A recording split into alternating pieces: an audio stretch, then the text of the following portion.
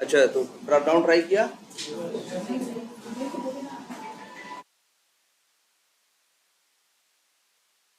Select by visible text, select by value और select by index, तीन तरीके हैं जिसके थ्रू किसी ड्रॉप डाउन को तुम क्या कर सकते हो, सिलेक्ट कर सकते हो। ठीक है, इतना।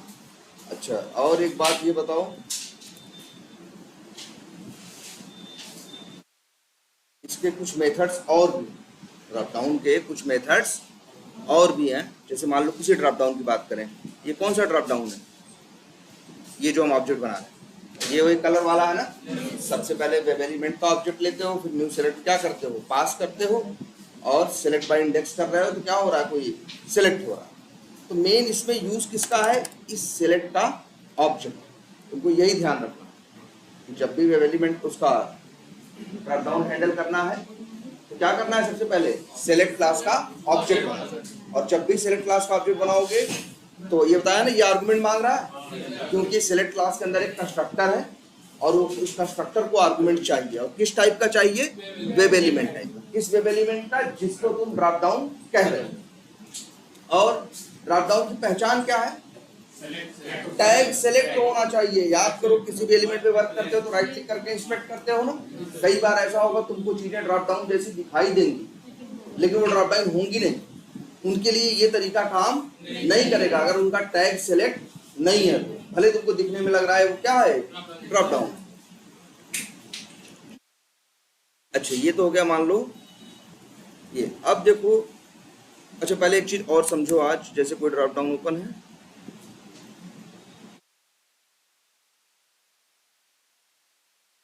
ये जो ड्रॉप डाउन है इसको बोलते क्या है, इसको बोलते हैं सिंगल सेलेक्ट। क्या बोलते हैं, सिंगल सेलेक्ट।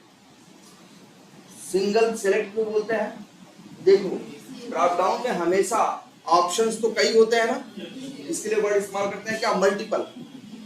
एक ड्रॉप डाउन के अंदर मल्टीपल ऑप्शंस होते हैं, उनमें से हम कोई चीज जाके सिलेक्ट करते हैं। लेकिन कितने सिलेक्ट कर पाते हैं, एक ना।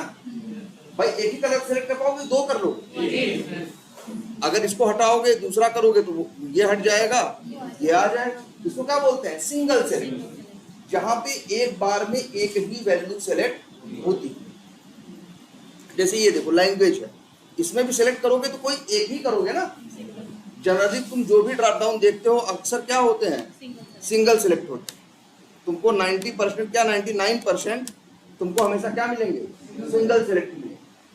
जैसे ये भी है, ये भी क्या है, सिंगल सेलेक्ट।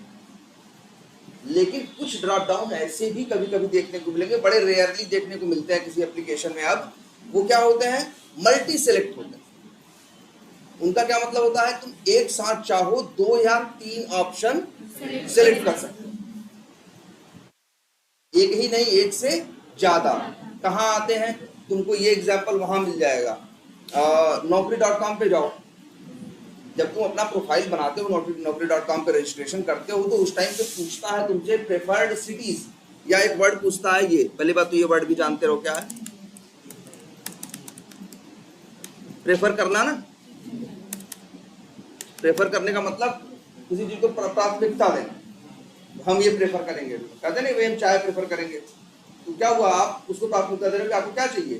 तो यहीं से एक वर्ड आता है प्रेफर्ड, और एक वर्ड है यहाँ जैसे लोकेशन।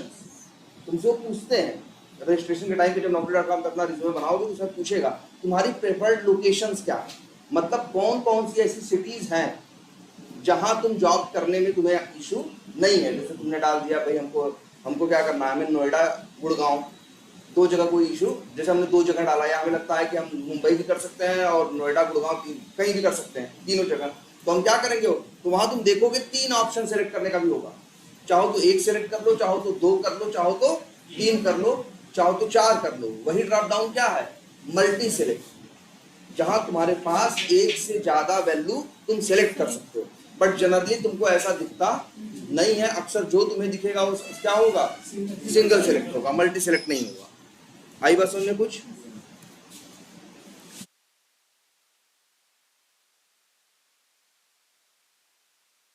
जैसे मान लो यहां तक हम रन करें तो क्या होगा, जो ये कोड लिखा है ये तो कलर सिलेक्ट करेगा, अल्फा ग्रेड, और इसके बाद ये क्या कर रहा है, लैंग्वेज। लैंग्वेज में क्या सेलेक्ट कर रहे हैं, एनएल शायद डच के लिए था, जिसके लिए भी रहा हो चेक करके देखो। कैसे देखोगे, इसे हमने कौन सा मेथड यूज किया है, सिलेक्ट बाई वैल्यू। तो हमने क्या यूज किया है, जो आइटम सेलेक्ट करना था उसके वैल्यू एट्रीब्यूट की वैल्यू सेलेक्ट की है।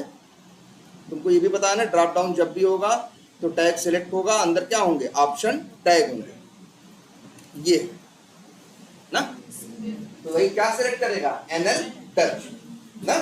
अब मान लो हमको यही वेरीफाई करना है कि इसने सही वैल्यू सेलेक्ट किया नहीं, तो हमें एक टेस्ट केस हमारा कह रहा है हमसे कि ये देखो, अगर फ्रांसिस यहाँ सेलेक्ट करते हो, या हाँ फ्रांसिस सेलेक्ट करते हो, या ये तो उसमें क्या, सॉरी डच सेलेक्ट करते हो, तो यहाँ पे क्या आना चाहिए, डच। एक तरह से ये मान के चलो क्या क्या सिलेक्टेड है, तुमको ये वेरीफाई करना। या फिर अगर ओपन करो, रन करो, तो क्या होता है बताओ, अगर हम रन करें तो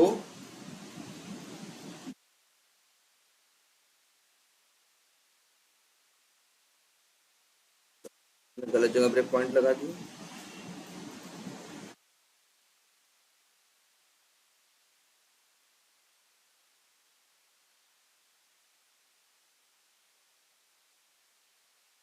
यहाँ देखो, जब तुम एप्लीकेशन ये खोलते हो तो बाय डिफॉल्ट कौन सा कलर आता है,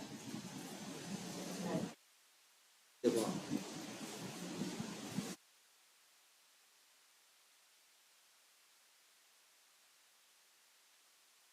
जरा चेक करते हैं, अभी सेलेक्ट नहीं किया। बाय डिफॉल्ट क्या है, सॉफ्टवेयर, और लैंग्वेज क्या है, यूएस। यही तुमको चेक करना।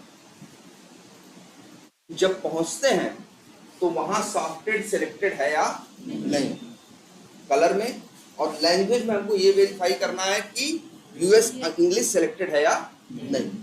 अगर कुछ गलत सिलेक्टेड हुआ तो हम कहेंगे डिफेक्ट है, क्योंकि सिलेक्ट ये होना चाहिए, सिलेक्टेड ये है। जैसे हर सॉफ्टवेयर की स्पेसिफिकेशन लिखी रहती है, जो एक सॉफ्टवेयर बनता है, जो डेवलपमेंट होता है, उसमें लिखा गया होगा कि भैया वहां ड्रॉप डाउन होना चाहिए, और ड्रॉप डाउन में बाय डिफॉल्ट कलर क्या होना चाहिए, सॉफ्टवेयर, बाय डिफॉल्ट लैंग्वेज क्या होनी चाहिए, यूएस इंग्लिश। रिक्वायरमेंट ये रहेगा, उसी के हिसाब से जो टेस्टर होगा वो क्या लिखेगा, टेस्ट केस लिखेगा। जब वो चला के देखेगा, अगर यहाँ सॉफ्टवेयर आएगा तो भैया एक्सपेक्टेड भी सॉफ्टवेयर है, एक्चुअल भी सॉफ्टवेयर है, वो कहेगा क्या, पास है। अगर वो कहेगा, अगर यहाँ कुछ और दिखेगा तो कहेगा क्या, फेल है, ये तो डिफेक्ट है, क्योंकि रिक्वायरमेंट क्या रही है, टेस्ट केस कह रहा है कि क्या सेलेक्ट, क्या कलर होना चाहिए, कुछ सॉफ्टवेयर, लेकिन यहाँ आ रहा है कुछ और, तब क्या होगा, डिफेक्ट होगा। तो तुमको यही वेरीफाई करना कि यहाँ क्या सिलेक्टेड है और क्या सिलेक्टेड नहीं है।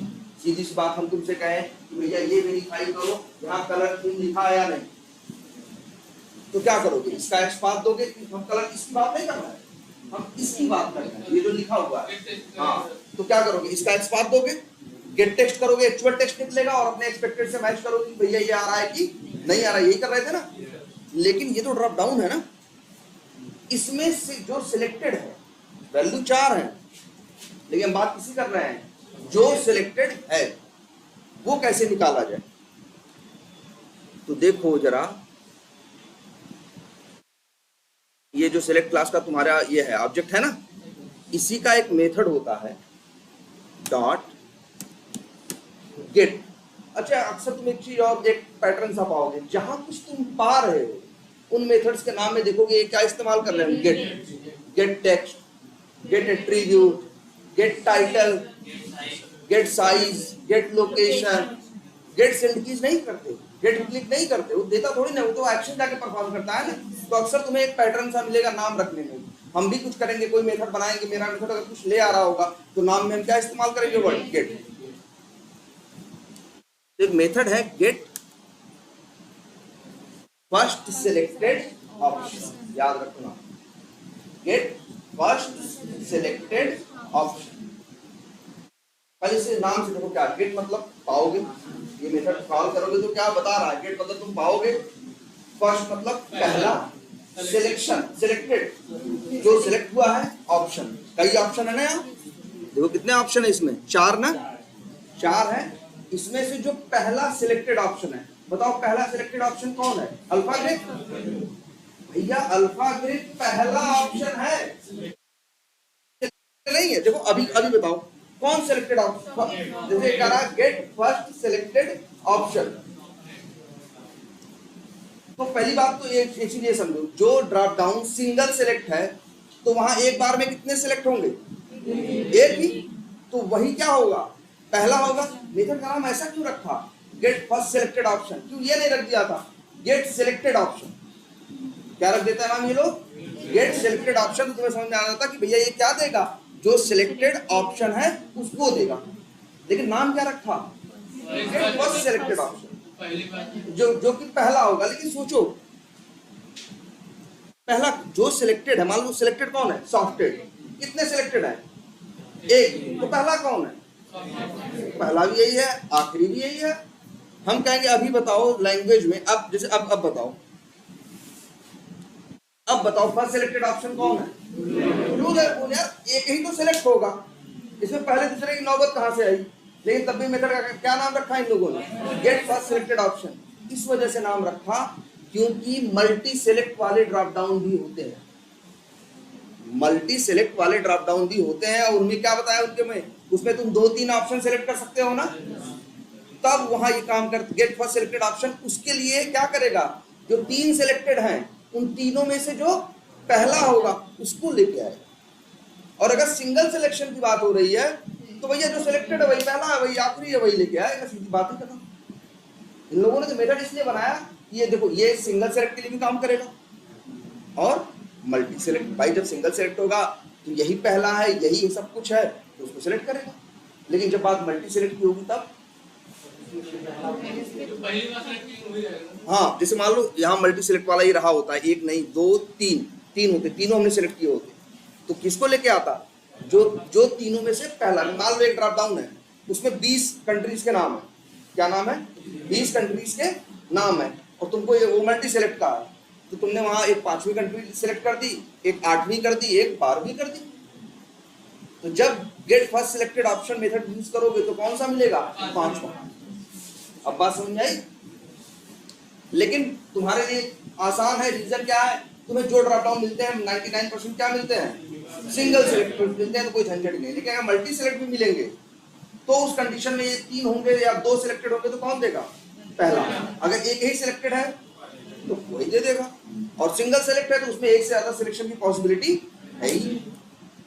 इसको ये मत सोचना एक बार सिलेक्ट कर दिए हैं फिर कुछ देर बाद सिलेक्ट कर रहे हैं तो ये मल्टी सिलेक्ट हो गया है। ये भाई ड्रॉप डाउन तुम 100 बार सिलेक्ट करो, लेकिन 100 बार भी सिलेक्ट करोगे तो सिलेक्ट कितने कर पाओगे? एक। इसीलिए क्या है? Single select. तो गेट फर्स्ट सिलेक्टेड ऑप्शन की क्वालिटी यही है। ये मेथड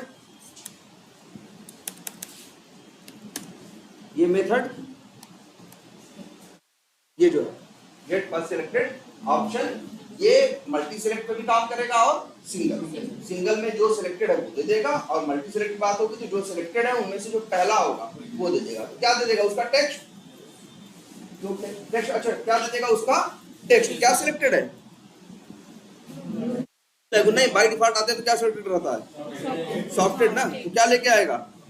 सॉफ्टेड ना। तो ये बताओ यार, सॉफ्टेड लेके आएगा। सॉफ्टेड तो अक्षर है लिखा हुआ ना, सॉफ्टेड ना लेके आएगा। गेट टेक्स्ट क्या देता है रिटर्न करके? इनर टेक्स्ट ना, स्ट्रिंग देता है ना। गेट एट्रीब्यूट भी क्या देता है? स्ट्रिंग देता है ना। एट्रीब्यूट की वैल्यू किसमें होती है? स्ट्रिंग में। यहाँ पे भी जो है वो क्या है? स्ट्रिंग ही तो है। तो क्या रिटर्न कर रहा है? स्ट्रिंग। ध्यान दे देखना, ये याद रखने वाली बात है। ये रिटर्न क्या करता है? एलिमेंट।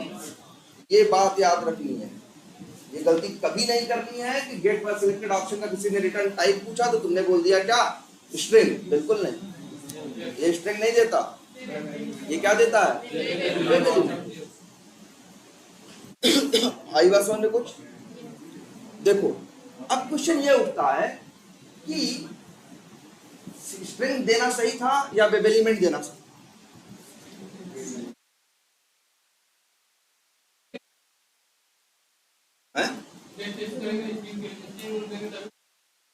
स्ट्रिंग देगा तभी गेट टेक्स्ट करेंगे? नहीं समझ पा रहे। हम ये नहीं कह रहे हैं, हम कह रहे हैं ये मेथड वेब एलिमेंट दे रहा, ठीक है, और ये मेथड चाहे तो तुम्हें क्या दे सकते, भाई मेथड बनाने वाले थे, बनाने वाले अगर ऐसा बनाए होते क्या रिटर्न करता, सिंगल स्ट्रिंग, और क्या स्ट्रिंग में देता तुमको जो सिलेक्टेड है आइटम उसका टेक्स्ट। तो क्या अच्छा था, हम पूछ रहे हैं।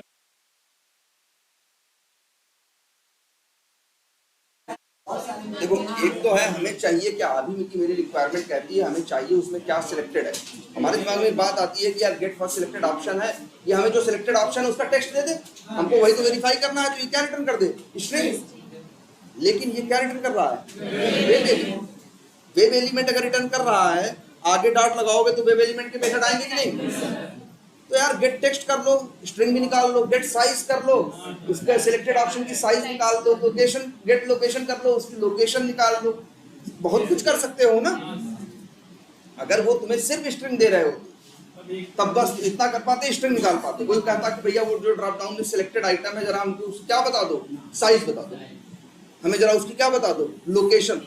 तो तुम्हारे मेथड निकाल पाते ये वेब ड्राइवर निकाल पाता नहीं। इसलिए बड़ी समझदारी से रिटर्न क्या करना है, वेब एलिमेंट, जिससे डॉट लगाने के बाद वेब एलिमेंट के मेथड आएंगे। अगर तुमको चाहिए ही उसका टेक्स्ट तो कॉल कर दो ना गेट टेक्स्ट। वैसे भी हमने तुमको लास्ट क्लास में याद करो ये बात बताई भी थी और दिखाई भी थी कि जो भी ड्रॉप डाउन में ऑप्शन होते हैं सबके पास क्या होता है, इनर टेक्स्ट होता है कि नहीं होता, याद आ रहा है।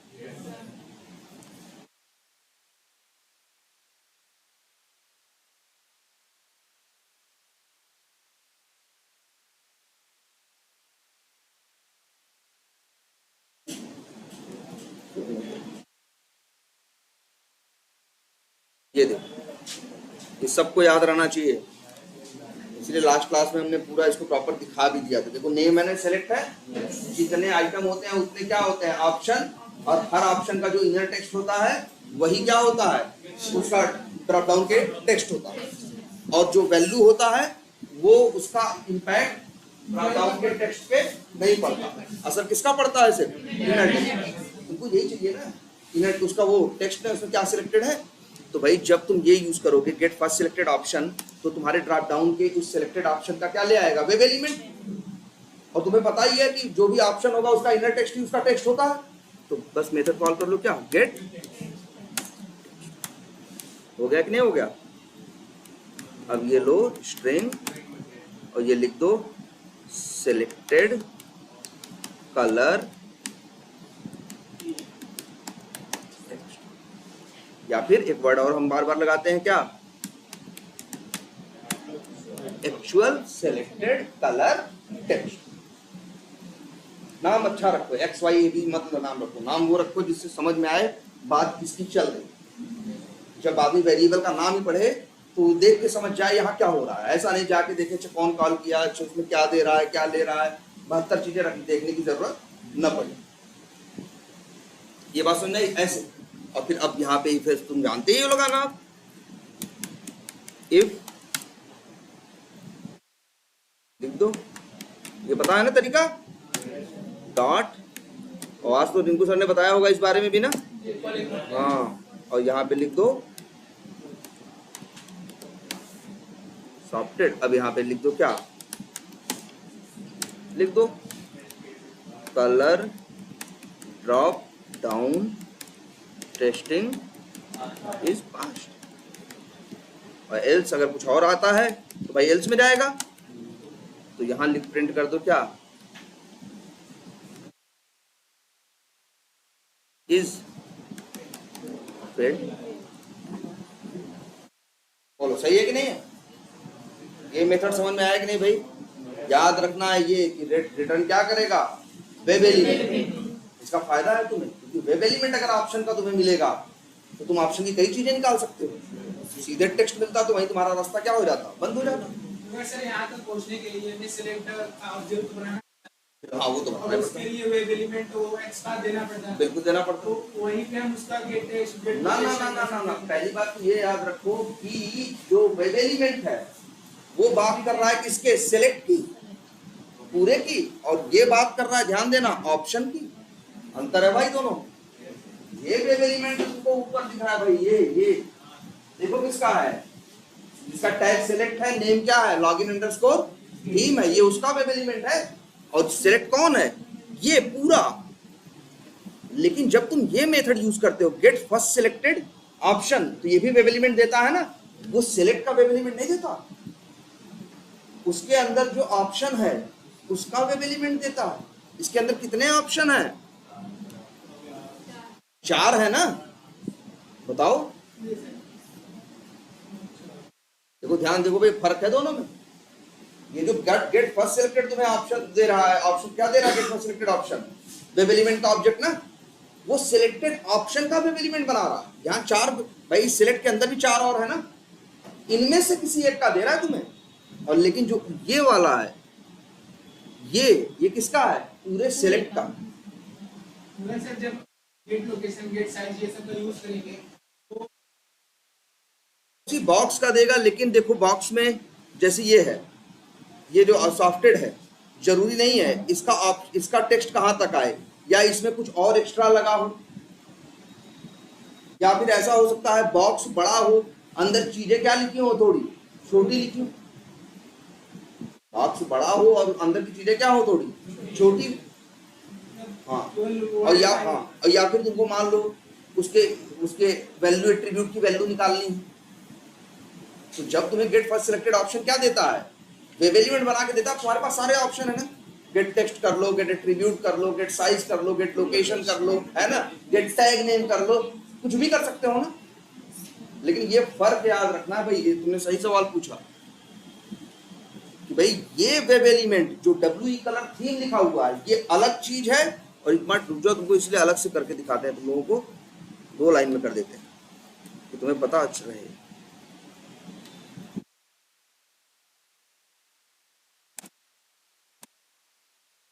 ये मेथड है ना, रिटर्न क्या करता है तुमको? वेब एलिमेंट ना, तो लिखो वेब एलिमेंट और लिखो WE सेलेक्टेड ऑप्शन, ये लो। और हम तो कहेंगे यहां ऐसे भी तो यूज कर सकते थे भाई, हमने एक ही लाइन में कर दिया था, उसे क्या कर दिया? 2 लाइन में तोड़ दिया ना। पहले ऑब्जेक्ट लिया, फिर कॉल किया, या चाहते तो हम डायरेक्टली यहीं जाके डॉट लगा के कॉल कर सकते हैं ना। हमने तुम्हें बताया है कि अगर कोई मेथड कुछ रिटर्न कर रहा होता है, डॉट लगा के उसके मेथड तुम कॉल कर सकते हो, या चाहो तो उस जो रिटर्न कर रहा है उसको वेरिएबल में रख के तब आगे कॉल करो। ये याद रखना, ये बात याद रखो भाई, below is not the web element of whole drop down.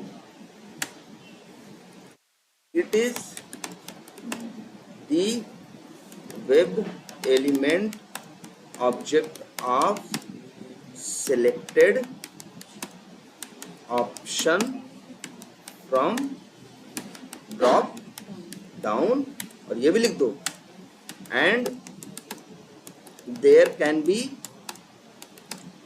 multiple options in a drop। ठीक है, और ये है भाई अलग चीज, समझ में आया अंदर? ये याद रखना भाई, क्या लिखा है कि below is not the web element of whole drop down। जो नीचे है below मतलब नीचे, it is the web element object of selected option from drop down। जो drop down का selected option है, ये इसका web element की बात कर रहा है, and there can be multiple options in drop down। आई बात समझ में आप?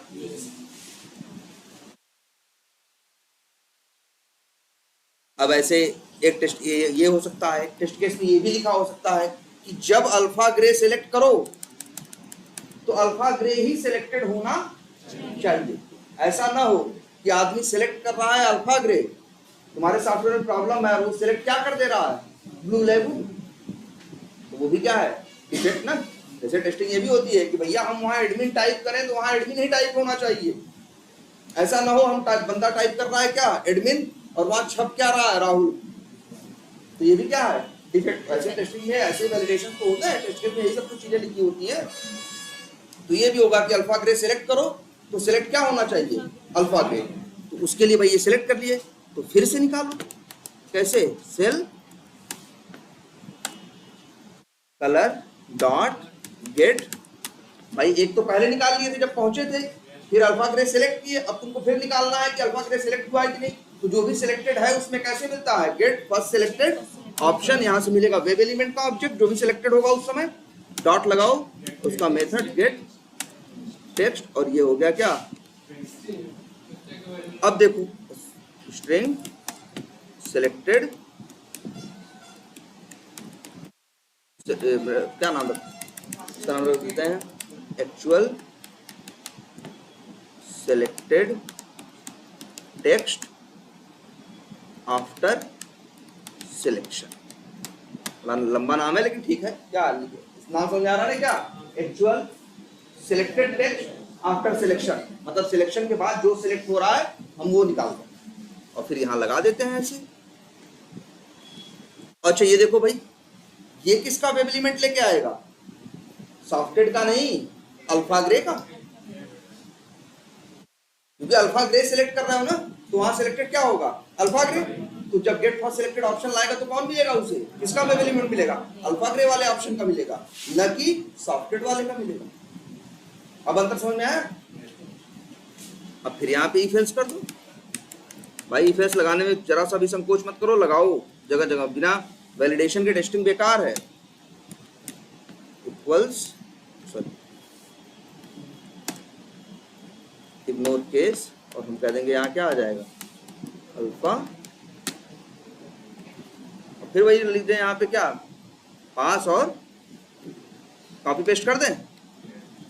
चलो यहाँ से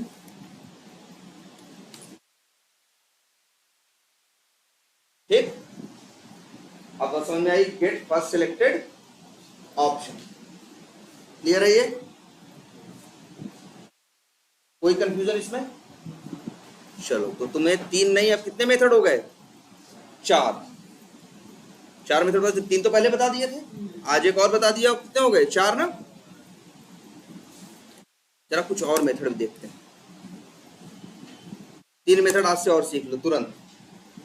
3 क्या 4, ये डी सेलेक्ट लिखा, डी सेलेक्ट का मतलब क्या होता है मालूम है, जो सिलेक्टेड है उसे हटा देना, मतलब कुछ दूसरा सिलेक्ट करने को क्या बोलते हैं, डी सिलेक्शन।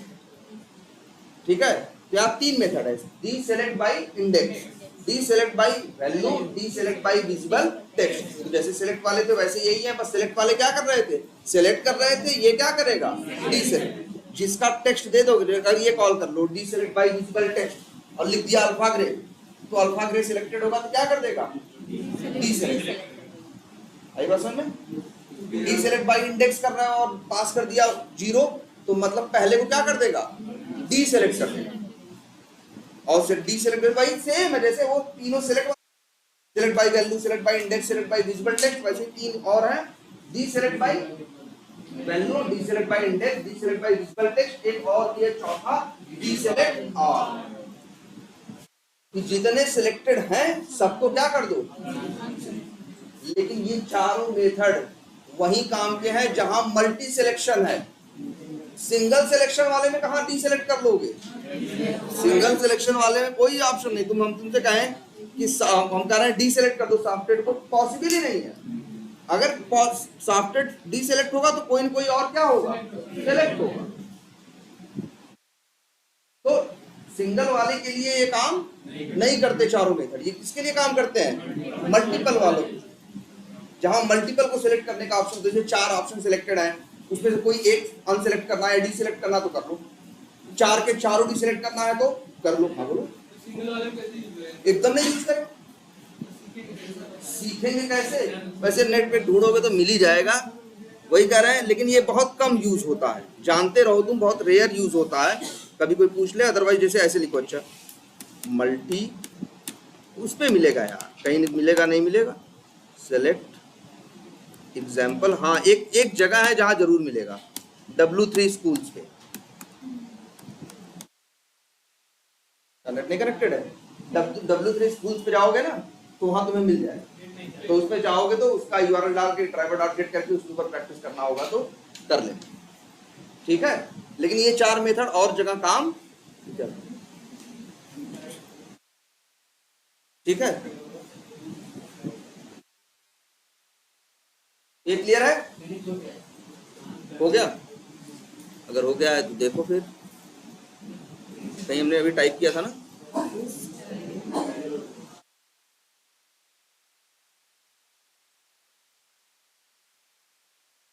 देख रहे हो, select multiple property, multi select drop,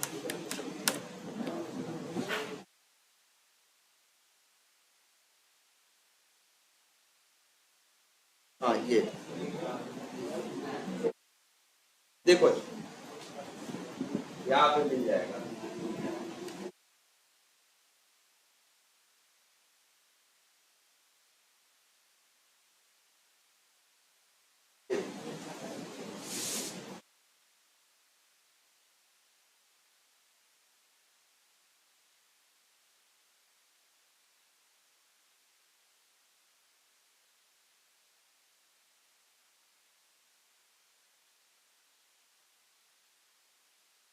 right yourself,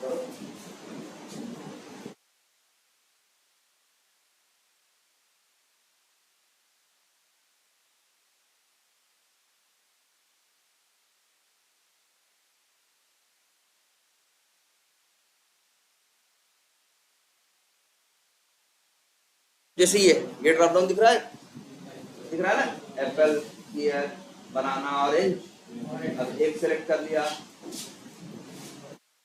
ये तो सिंगल है।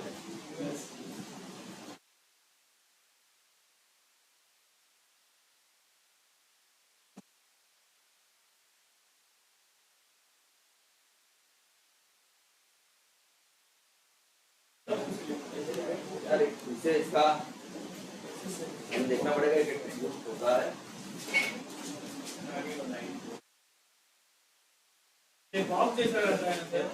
जरूरी नहीं, जरूर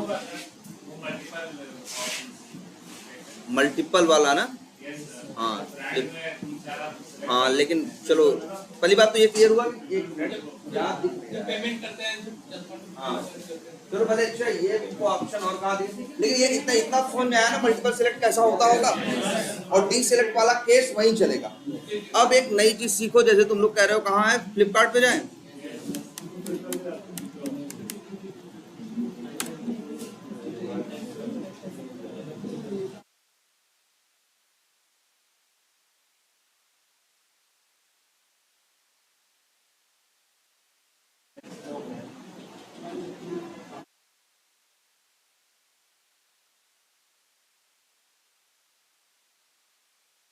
पहली बात तो ये ड्रॉप डाउन नहीं है, वैसे है कि नहीं है कैसे पता चलेगा, राइट क्लिक करके इंस्पेक्ट करोगे और टैग अगर सिलेक्ट हुआ तो सर्च करते हैं, मोबाइल से सर्च करते हैं क्या। अच्छा कैटेगरीज में, अच्छा जो फिल्टर्स आ रहा है ना, ये ना, ये कोई ड्रॉप डाउन नहीं है। लग रहा है तुम्हें ये ड्रॉप डाउन है, कोई ड्रॉप डाउन नहीं है। चेक बॉक्स है, राइट क्लिक करके इंस्पेक्ट देखो, टैग सेलेक्ट नाम का टैग कहीं तुम्हें दिखाई नहीं दे। ये तो तब भी, ये तो ड्रॉप डाउन जैसा दिख भी नहीं रहा है इसको। क्या ये है, ये लग रहा है। यहाँ पे हम क्या कर सकते हैं, जैसे बैटरी कैपेसिटी हम सर्च कर सकते हैं ना कि मेरी, या फिर जैसे स्क्रीन साइज जैसे सर्च कर सकते हैं। चेक बॉक्स बना है तो एक या दो चेक बॉक्स सेलेक्ट कर सकते हैं ना कि हमको भैया 5 इंच वाला भी चाहिए और क्या 6 इंच वाला, दोनों दिखाओ तो दो। लेकिन ये देखो जरा ध्यान से, जो ये तुमको दिख रहे हैं ये ड्रॉप डाउन है नहीं मेरे ख्याल से। राइट क्लिक करके इंस्पेक्ट करो, अभी पता चल जाएगा। डिव विव क्या दिख रहा है ना। तो बात से एक बात और जानो, सब लोग ध्यान से सुनो इस बात को, बहुत जरूरी बात है कि बहुत सी जगह तुम्हें क्या मिलेगा कि बहुत सी चीजें ऐसी तुमको जगह मिलेगी जो देखने में ड्रॉप डाउन जैसा धोखा देती हूँ। एकदम क्या लग रहा है, एकदम ड्रॉप डाउन जैसा, लेकिन राइट क्लिक करके इंस्पेक्ट करो तो वो ड्रॉप डाउन नहीं है क्योंकि उसका टैग सेलेक्ट नहीं है। तो याद रखना, फिर वो सेलेनियम वाला ड्रॉप डाउन नहीं है। और ऐसे ड्रॉप डाउन के लिए हम लोग वर्ड इस्तेमाल करते हैं क्या,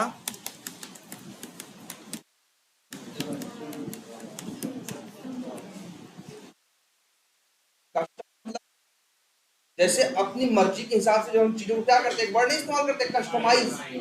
यार हमने अपनी गाड़ी कस्टमाइज कराई है, या हमने अपने जूते कस्टमाइज कराए हैं, कंपनी से जैसा मिल रहा था वो ठीक है, उसके बाद उसमें क्या करा दिया, कुछ अपने हिसाब से चेंज करा दिया, उसे क्या बोलते हैं, कस्टम। तो कस्टम ड्रॉप डाउन एक चीज है। कस्टम ड्रॉप डाउन का क्या मतलब है, ऐसा ड्रॉप डाउन जो देखने में ड्रॉप डाउन जैसा लगता हो, प्योर बॉक्स भी बना हो, एरो भी बनी हो, क्लिक करो खुलता भी हो, आइटम सेलेक्ट करो, सब कुछ तुम्हें कैसा लग रहा है, ड्रॉप डाउन जैसा। लेकिन राइट क्लिक करके इंस्पेक्ट किया, टैग उसका सेलेक्ट नहीं है, तो फिर वो क्या है, वो नॉर्मल ड्रॉप डाउन नहीं है, वो क्या है, कस्टम ड्रॉप डाउन। और कस्टम ड्रॉप डाउन को तुम सेलेनियम के जो कौन सी क्लास तुमने देखी है, सिलेक्ट क्लास, इससे हैंडल नहीं कर सकते। शायद यही सेम एग्जांपल आपको वहां भी मिलेगा जब आप naukri.com में अंदर जाओगे रजिस्ट्रेशन करके, जहां आप अपना सिटी सेलेक्ट कर रहे होगे कि कौन कौन सी सिटी में आपको नौकरी सर्च करना है, तो वहां पे भी ड्रॉप डाउन दिखाई देगा, क्लिक करोगे खुलेगा, 2-3 सेलेक्ट करने के क्या होंगे, ऑप्शन होंगे, 3-4 तुम क्या कर दोगे, सेलेक्ट कर दोगे, सेलेक्ट भी हो जाएगा, लेकिन तुम इंस्पेक्ट करके देखोगे उसका टैग तुम्हें सेलेक्ट नहीं मिलेगा, उसका टैग तुम्हें सेलेक्ट नहीं मिलेगा, तो मतलब तुम न्यू सेलेक्ट करके उसका उस पर वर्क नहीं कर सकते। आई बात समझ में? तो ये वही काम करेगा जहां टैग सेलेक्ट होगा। अगर मान लो यही है जो तुमको देखने में ड्रॉप डाउन जैसा लग रहा था ना, ये अब है तो नहीं ड्रॉप डाउन ना, देख लिया तुमने। अब मान लो हमें सिलेक्ट करना ही है, जैसे सपोज करो क्या सिलेक्ट करना है हमें, मान लो सिलेक्ट करना है, यही मान लो वर्क है हमारा कि हमें जाना है मोबाइल पे देखना है, और मोबाइल के अंदर जाके मान लो हमें स्क्रीन साइज या मान लो ये बैटरी कैपेसिटी, यही सिलेक्ट करना है। 2 ऑप्शन, 2 या एक ऑप्शन ही करना है, 2000 से लेके 2999 इतने mAh की बैटरी वाला फोन हमको चाहिए, तो हम यही सिलेक्ट करेंगे ना। हमको ये ऑटोमेशन से करना, टैग सेलेक्ट नहीं है तो न्यू सेलेक्ट वाला कंसेप्ट काम करेगा या नहीं करेगा ना, तो क्या करोगे तुम? यार ये देखो ना, अच्छे बताओ हम मैन्युअली कैसे कर रहे हैं। अगर हम कहें कि जब बैटरी सेलेक्ट करो तो क्या करेंगे, पहले ये चीज देख रहे हो, पहले इस एरो को क्लिक करेंगे, फिर इसके अंदर क्लिक कर देंगे, हो गया ना। तो यही करो, हाँ ऐसे कोई भी होगा। जो कस्टम ड्रॉप डाउन होते हैं उनके लिए कोई स्पेशल कोड नहीं है, जो नॉर्मल ड्रॉप डाउन होते हैं जिनका टैग सेलेक्ट होता है उनके लिए सिलेक्ट क्लास बनी है, स्पेशल कोड है जिसके सहारे तुम आइटम को क्या कर सकते हो, सेलेक्ट कर सकते हो। लेकिन तुमसे कहा जाएगा जब कोई कस्टम ड्रॉप डाउन कहेगा, कहा जाएगा इसमें सेलेक्ट करो, तो तरीका क्या है जानते हो, एक बार उस पर क्लिक करना तो खुल जाएगा, फिर अंदर क्लिक करोगे तो सिलेक्ट हो जा रहा है ना। मैनुअली क्या करना है बताओ, बताओ हमें कुछ भी सिलेक्ट करना तो हम क्या कर रहे हैं, जीएसटी इनवॉइस अवेलेबल, क्या करें, क्लिक किया और फिर क्या किया, अंदर 2 काम किया ना, तो यही करो। वही ऐसा ही तुम वो भी करोगे naukri.com वाले में, बॉक्स है ना, पहले सिर्फ बॉक्स का एक्सपाथ दोगे, उसका टैग सेलेक्ट नहीं होगा, पहले क्लिक करोगे तो खुलेगा, फिर अंदर के लोगों का भी राइट क्लिक करके अलग अलग क्या निकाल दोगे, एक्सपाथ, और फिर एक एक करके तीनों चारों पे क्या करा दो, क्लिक करो, ओके। आई बात समझ में?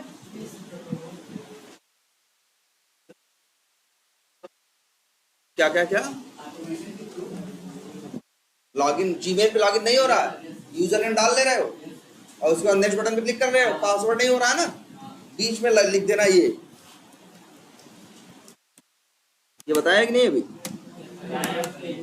थ्रेड डॉट स्लिप ज्यादा नहीं, बस 2000 लिख देना, 2 सेकंड का काम करना शुरू करो, ठीक है। आगे बताएंगे ऐसा, इसका रीजन क्या है, ऐसा कर क्यों रहा, ठीक है। क्या कर रहे हो, आज बताए थे, अच्छा इसके बारे में, अच्छा स्ट्रिंग, हाँ भाई ध्यान से देखो, बड़े काम की चीज है, तुमको पूरे स्ट्रिंग के बिहेवियर को समझना होगा। तो उसमें बताए होंगे स्ट्रिंग के बारे में, स्ट्रिंग बफर के बारे में, स्ट्रिंग बिल्डर के बारे में, और हैं तो तीनों ऑब्जेक्ट, ऑब्जेक्ट तो स्ट्रिंग का भी बनता है, स्ट्रिंग बफर का भी बनता है, स्ट्रिंग बिल्डर का भी बनता है। लेकिन याद रखना ऐसा नहीं स्ट्रिंग बफर या बिल्डर, जितने भी ऑब्जेक्ट तुम न्यू करके बनाते हो, ध्यान से देखो वर्ड क्या कर रहे हैं, जितने भी ऑब्जेक्ट तुम न्यू करके बनाते हो वो सारे, ये जो आपका जिसे आपने देखा है ना कि आपके लैपटॉप में रैम होती है, आप लैपटॉप में सिर्फ रैम ही नहीं होती, इसकी सेटिंग भी होती है इक्लिप्स में कि इक्लिप्स आपके सिस्टम का कितनी रैम इस्तेमाल करेगा, कितनी रैम इस्तेमाल करेगा या नहीं करेगा, इसकी भी सेटिंग होती है। आई थिंक पता नहीं नई इक्लिप्स कितना ले रहे हैं। पहले तो जब बहुत पुराने वाले इक्लिप्स थे वो सिर्फ 512 MB लेते थे, क्योंकि तब रैम भी लोगों के पास 2-4 GB हुआ करती थी। फिर देखे थे जो नए वाले थे, हमने जब लास्ट टाइम कभी देखा था 4-6 साल पहले, तब वो 2 GB ले रहे। ये डिफॉल्ट सेटिंग इक्लिप्स की है कि जब भी चलेगा तो 2 GB तक की रैम तुम्हारे रैम में से इस्तेमाल करेगा। कभी कोई ऐसा प्रोग्राम करोगे, ऐसा कोड लिखोगे जिसमें बहुत ज्यादा मेमोरी की जरूरत पड़ेगी और उसने अलॉट कर रखा है कितना 2 GB, और वो 2 GB से ज्यादा तुम्हारा प्रोग्राम मांगने लगा मेमोरी, तब फिर चलेगा नहीं। तब वो आएगी, एक वर्ड आएगा हीप मेमोरी की एरर आएगी, है ना। तो पहले एक चीज ये बेसिक बात ये जान लो, रैम तुम्हारी है, वही इक्लिप्स तुम्हारे लिए इस्तेमाल करता है, और कितना 2 GB। अगर तुम चाहो, तुमको लगता है तुम्हारा प्रोग्राम क्या है बड़ा है, इसको मेमोरी की क्या चाहिए ज्यादा चाहिए चलने के लिए, तो ये सेटिंग में जाके चेंज कर सकते हो। तुम जाके चेंज कर सकते हो कितना 4 GB। मान लो 8 GB है, तुम उसको क्या कर दिए 4 GB, तब उसकी कितनी कैपेसिटी हो गई। अब ऐसा नहीं 4 GB ले ही लेगा, 4 GB ले सकता है, कम रहेगा तो कोई दिक्कत नहीं है, लेकिन ज्यादा से ज्यादा कितनी लेगा 4 GB। कहां से लेता है, तुम्हारी ही रैम है भाई, इसकी अपनी कोई रैम नहीं है। कम लिया रहेगा, हाँ, और प्रोग्राम हैवी है तो हाँ, स्लो चलेगा क्या? अगर कम लिया, भाई प्रोग्राम हैवी है तो कम लेगा कैसे।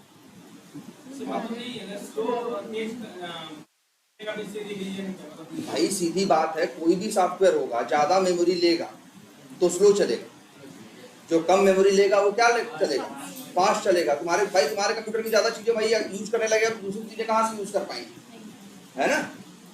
अच्छा इतनी बात समझ आई कि नहीं, रैम में से ही तुम्हारी लेता है जावा, और उसमें भी कुछ 2 एरिया मेनली बांटता है, एक हीप और दूसरा स्टैक। अभी भूल जाओ स्टैक क्या रखता है, मान के चलो क्या हीप, मतलब समझो एक तरह से ये है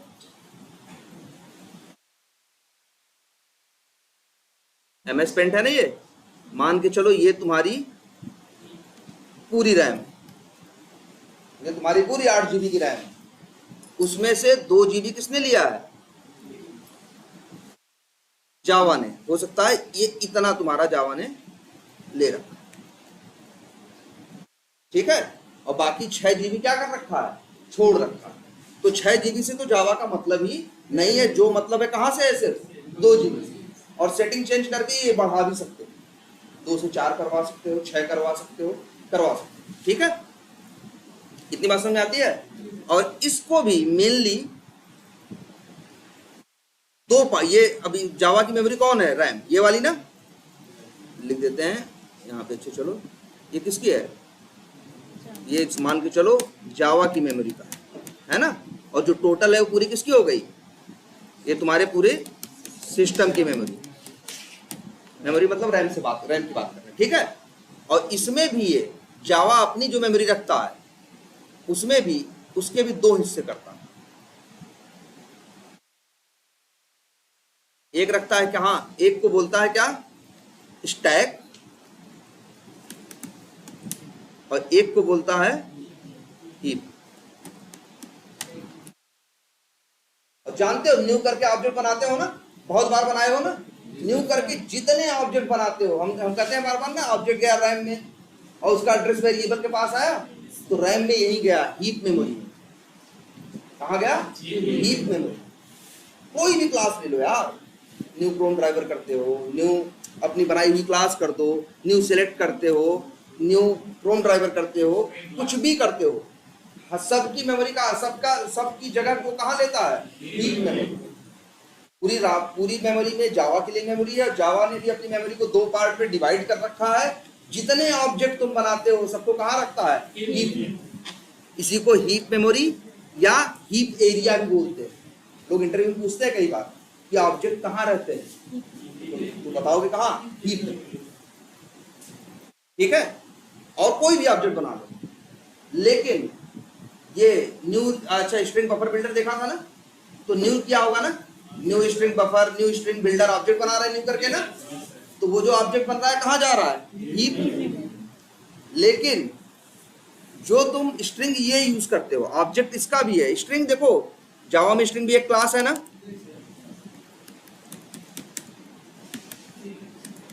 ये लो, ये जो भी है VXDVV, ये भी क्या है, स्ट्रिंग क्लास का ऑब्जेक्ट है। लेकिन ये स्पेशल ऑब्जेक्ट है, इसका ऑब्जेक्ट हमने न्यू करके बनाया नहीं बनाया। बस स्ट्रिंग ये एक ऐसी क्लास है जिसका ऑब्जेक्ट जरूरी नहीं कि हम न्यू करके बनाएं। डबल कोट्स में चीजें लिख दो, ऑब्जेक्ट बन जाता है। लेकिन सच्चाई बताएं, पीछे ऑब्जेक्ट बनता है। लेकिन स्ट्रिंग एक ऐसी स्पेशल क्लास है जिसका ऑब्जेक्ट तुम्हें न्यू करके बनाने की जरूरत नहीं पड़ती। बाकी कोई भी क्लास होगी, कैसे ऑब्जेक्ट बनाते हो, न्यू। स्ट्रिंग बफर का भी बना रहे थे, बिल्डर का बना रहे हो, होम ड्राइवर, वेब ड्राइवर, जो भी बनाना है सबको कैसे बनाते हैं, न्यू करके। बस स्ट्रिंग एक ऐसी चीज है जिसको जरूरत नहीं पड़ती न्यू करके बनाने। और ये सारे ऑब्जेक्ट कहाँ जाते हैं, हीप मेमोरी में। और इसके लिए रिंकू सर ने बताया होगा, एक स्ट्रिंग एक ऐसी चीज है जो कहाँ जाती है, स्ट्रिंग वर्ड इस्तेमाल किया होगा, स्ट्रिंग पूल। उन्होंने बोला होगा एक वर्ड, स्ट्रिंग पूल। एक वर्ड याद रखना भाई यार, ये याद रखना है। यहाँ लिख दे रहे हैं न्यू स्ट्रिंग, तो ये क्या हो गया, ये कहाँ जा रहा है, स्ट्रिंग पूल में। लेकिन ये भी एक ऑब्जेक्ट है, ये भी एक ऑब्जेक्ट है भाई, देख लो। और अगर हम ये लिखें, ये हम लिख दें न्यू फ्रॉम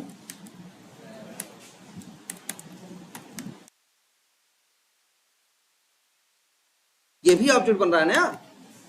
लेकिन ये स्ट्रिंग पूल में नहीं जा रहा है, ये कहाँ जा रहा है, ये जा रहा है हीप एरिया या हीप मेमोरी। अगर हम ये लिख दें न्यू स्ट्रिंग बफर, बनाया था ना ऐसे, ये भी ऑब्जेक्ट बन रहा है, ये कहाँ जा रहा है, हीप में।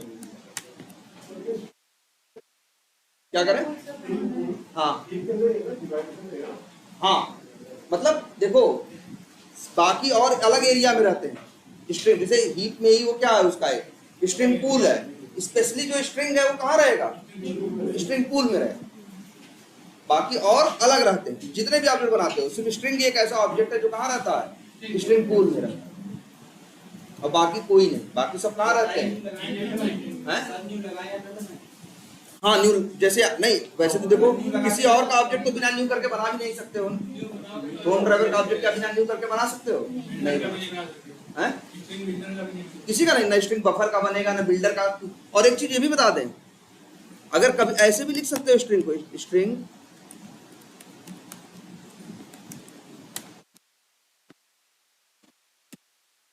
या ये लिख दें VXDBV,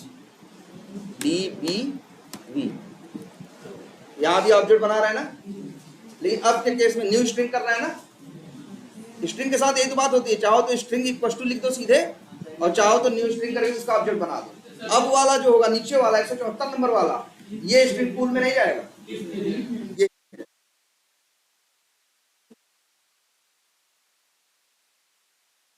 नहीं, ये नहीं। देखो जब कई तरह के ऑब्जेक्ट बनने थे ना, अभी ऑब्जेक्ट हैं, डेटा टाइप्स हैं, स्टैटिक वेरिएबल है, नॉन स्टैटिक वेरिएबल्स हैं, चीजों को बांट, भाई इनका प्रोग्राम चल रहा है, तुम्हारे लिए चीजें फटाफट लेके आ रहा है ना, तो उन्होंने भी अपनी चीजों को डिवाइड करके रखा है जिससे एफिशिएंटली जावा चले और चीजों को लेके आए।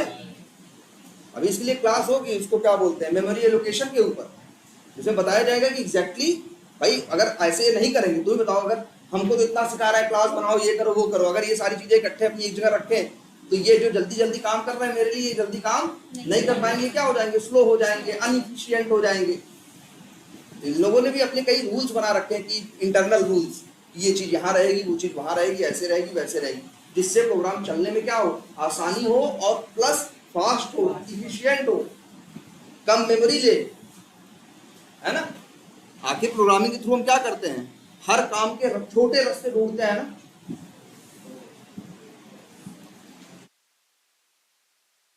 अच्छा, ये तो इसके वेब एलिमेंट के मेथड्स क्लियर हुए सारे, इसके सेलेक्ट के हुए। अब तुम लोग क्या कर सकते हो, ड्रॉप डाउन हैंडल कर सकते हो, क्या सिलेक्टेड है ये भी निकाल सकते हो, ठीक है। और 4 मेथड और बता दिए, कितने हो गए अब, 8 मेथड। 1-2 मेथड और बता रहे हैं, ये भी उसी के लिए है, मल्टी सेलेक्ट के लिए ही है। जानते हो कौन सा? जैसे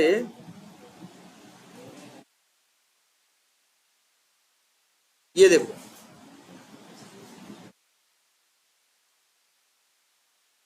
एक मेथड और है, सेल कलर डॉट, और मेथड का नाम देखो क्या है, गेट ऑल सिलेक्टेड ऑप्शंस। ये क्या देता है? नाम देखो, नाम से पढ़ो ना, वो उसका नाम क्या था? गेट फर्स्ट सिलेक्टेड ऑप्शन, और इसका नाम क्या है? Get all selected option. ये सारे सिलेक्टेड ऑप्शन देगा। अगर एक multiple drop down, multi drop down, multiple से मल्टी सेलेक्ट वाले ड्रॉप डाउन में अगर 4 ऑप्शन सिलेक्टेड हैं तो चारों देगा। और गेट फर्स्ट सिलेक्टेड वाला कितना दे रहा था? 1, और वो भी चारों में से पहला। लेकिन जो अगर ड्रॉप डाउन सिंगल सेलेक्ट है तो वहां तो ऑल भी कहोगे तो कितने देगा? 1। फर्स्ट सिलेक्टेड भी कहते तब भी कितना देता है ना? ये क्लियर है सबको? अच्छा, लेकिन इसका मतलब, अच्छा पहले बताओ, एरे पढ़ाया गया है कि नहीं? अभी एरे नहीं पढ़ाया गया। चलो, लेकिन एक चीज ये देख लो, आगे भी बताया जाएगा। ये देखो ध्यान से, ये मेथड क्या रिटर्न कर रहा है? याद रखो, अभी तक वेब एलिमेंट रिटर्न करना देखे थे ना, ये क्या दे रहा है?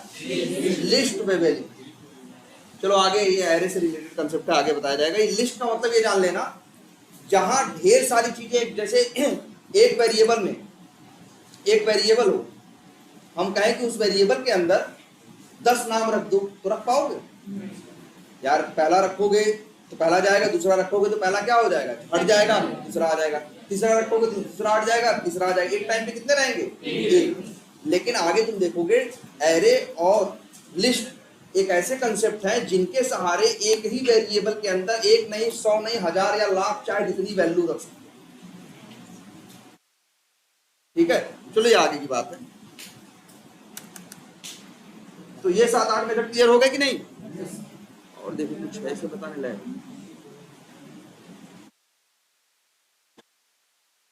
अच्छा, एक मेथड और देख लो, मेथड का नाम क्या है? इस मल्टीपल। क्या रिटर्न कर रहा है? बूलियन ना, बूलियन या फॉल्स। ये मेथड ऐसा है, ये बताता है कि ये ड्रॉप डाउन सिंगल सेलेक्ट है या मल्टीपल। मल्टी सिंगल सिलेक्शन होगा तो क्या देगा? फॉल्स। और मल्टी सेलेक्ट होगा तो क्या देगा? ट्रू। अगर तुमसे कोई कहे कोड से ये जानने के लिए, कोड से ये पता करके बताओ कि फलाना ड्रॉप डाउन सिंगल सेलेक्ट है या मल्टी सेलेक्ट है, तो यही मेथड कॉल करेगा। अगर इज मल्टीपल रिटर्न करेगा क्या? ट्रू, तो मतलब क्या है? वो मल्टी सेलेक्ट है, वहां मल्टीपल आइटम सेलेक्ट हो सकते हैं, ऑप्शन सेलेक्ट हो सकते हैं। अगर फॉल्स देगा तो मतलब क्या है? सिंगल। कोड के थ्रू, जैसे तुम्हारे मान लो टेस्ट केस में ये लिखा है कि वहां जाओ, एक ड्रॉप डाउन हो और चेक करो वो मल्टी सेलेक्ट है कि नहीं। ये टेस्ट केस में लिखा है कि जो ड्रॉप डाउन वहां है, हाँ, लिख के देखो, 2 बातें होती हैं, कई बार लिख के भी आता है और कई बार लिखना भी पड़ता है। लेकिन चाहे देखो, कई बार क्या होता है, मैनुअल टेस्टर टेस्ट केस लिखता है और ऑटोमेशन वाला जो होता है उसको पढ़ के ऑटोमेट करता है। कई बार ये जिम्मेदारी भी रहती है कि तुम ही मैनुअल टेस्ट केस लिखो और इसके बाद उसको क्या करो? ऑटोमेट। तो ये चीजें दिमाग में कहां से आएंगी यार? सब रिक्वायरमेंट में लिखा रहेगा। जो लिख भी रहा है टेस्ट केस, ऐसे थोड़ी ना हवा में बात कर रहा है, हवा में लिख दे रहा है, रात में बैठा लिखने लगा, ऐसे थोड़ी ना हो रहा है। वो भाई रिक्वायरमेंट आई है ना, रिक्वायरमेंट में लिखा है कि फलाने जगह ये होना चाहिए, ऐसा होना चाहिए, वहां एक ड्रॉप डाउन होना चाहिए जो मल्टीपल सिलेक्शन को सपोर्ट करता हुआ हो। तो टेस्टर जब पढ़ेगा तो टेस्ट केस में उसको भाई इतना उसको दिमाग लगाना है। यहाँ मल्टी सिलेक्शन वाला तो वैलिडेशन डाल देते हैं कि जाओ वहां, जैसे क्या, चेक फलाने टेक्स्ट वो फलाने ड्रॉप डाउन, ये क्या हो गया? स्टेप हो गया, एक्सपेक्टेड वैल्यू में क्या हो गया? वो जो फलाना ड्रॉप डाउन है शुड बी मल्टी सेलेक्ट। अब ये तुमको टेस्ट केस में लिखा हुआ मिलेगा, तो कैसे वेरीफाई करोगे? इसी मेथड से। उसका पहले एक्सपाथ बना के सिलेक्ट का ऑब्जेक्ट बना लोगे, फिर मेथड कौन सा कॉल करोगे? इस मल्टीपल, फिर उसको वेरिएबल, जैसे इसके लिए कर दें, इस जैसे ऐसे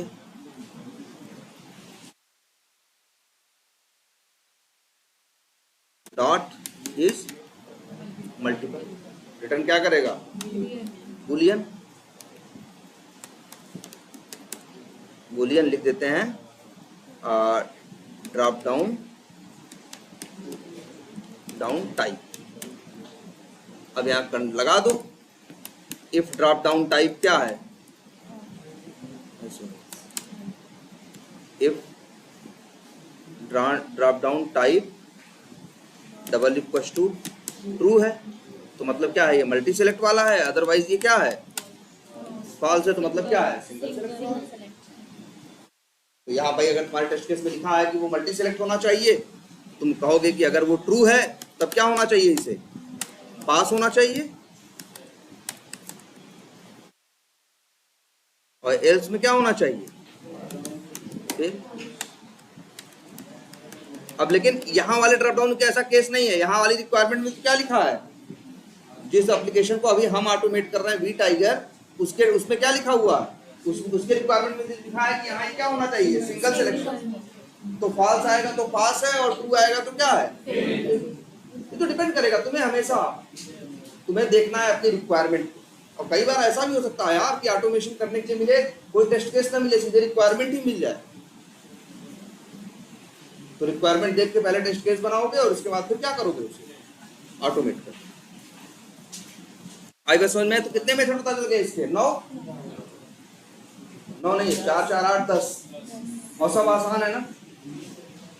ट्रिकी मेथड एक ही है, गेट फर्स्ट सिलेक्टेड ऑप्शन, जो कि क्या देगा, वेब एलिमेंट, और गेट्स ऑल सिलेक्टेड ऑप्शन की बात अभी मत करो, हम आगे उसको बताएंगे।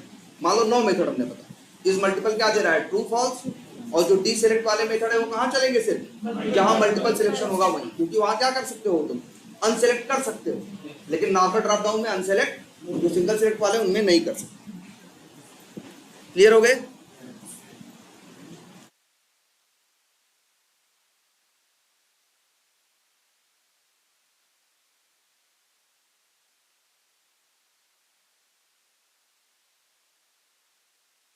चलो अच्छा, तुम लोगों तो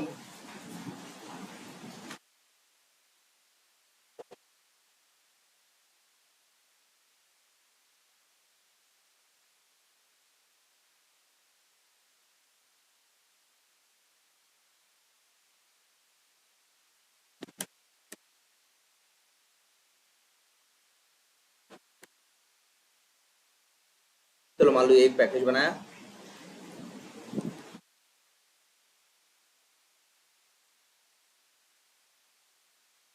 चलो अच्छा हम बताते हैं।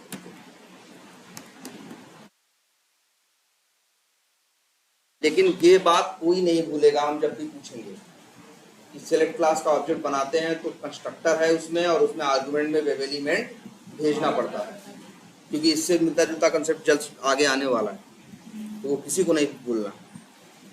और याद रखो, जब भी तुम ऐसा करते हो कि न्यू करके ऑब्जेक्ट बनाते हो और आर्गुमेंट नहीं भेजते हो, अगर किसी ऑब्जेक्ट में मांग रहा है तो वहां क्या देता है, याद है,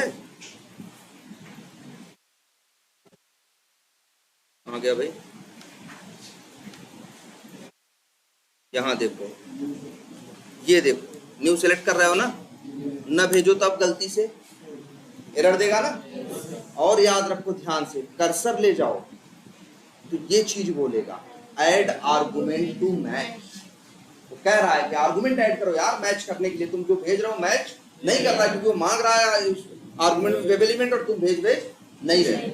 ये वर्ड जब भी किसी का ऑब्जेक्ट बनाओ और एरर आए, कर्सर लेके जाओ और ऐड आर्गुमेंट टू मैच बोल दे, तो समझ जाना ये आर्गुमेंट इससे कंस्ट्रक्टर को चाहिए, वो कह रहा है कि आर्गुमेंट दो, तब तो मैच करोगे, तब तो तुमको भेजे अंदर।